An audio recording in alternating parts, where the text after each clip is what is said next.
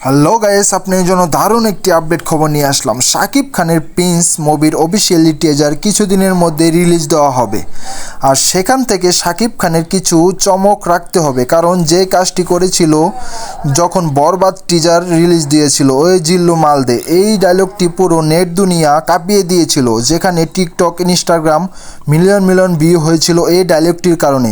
সেখান থেকে অনেক ভিডিও ভাইরাল করেছে।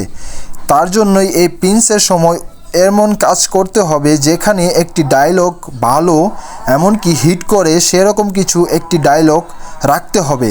তাহলে ছবিটি এমনিতেই মার্কেটিং হয়ে যাবে। কারণ প্রিন্স মুভি আসলে একটি বড় বাজেটের সিনেমা, এর জন্য কিছু টেকনিক খাটিয়ে এই টিজারটি রিলিজ দিলে অবশ্যই হিট করবে। কারণ যেভাবে টেকনিক খাটিয়েছিল বরবাদের বেলায়, সেই টেকনিকটি খাটাতে হবে প্রিন্সের বেলায়। কারণ মেগা স্টার শাকিব খানের এই ডায়লগগুলো যদি হিট করে ফেলে টিকটকে, তাহলে পুরো এই সিনেমা দেখার জন্য পুরো বাংলাদেশের মানুষ হুমড়ি খেয়ে পড়বে সিনেমা হলে।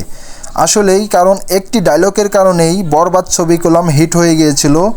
এই ডায়লগটি আসলেই এভাবে চমক হিসাবে রাখতে হবে টিজারের মধ্যে, যেখানে মানুষে চমক হিসাবে এই ছবি দেখার জন্য আগ্রহে থাকে। কারণ ছবিটি একটি ডায়লগ যদি আগে ফাগে ভাইরাল করে দিতে পারে, তাহলে ছবি অবশ্যই হিট করবে। কারণ শাকিব খানের প্রিন্স আসলেই হিট করবে। তারপরেও কিছু চমক যদি রেখে দেয় টেকনিক খাটিয়ে, তাহলে আরও বেশি ভালো হয়। কারণ শাকিব খান মানেই নতুন কিছু, আর শাকিব খান মানেই ঈদের সিনেমা।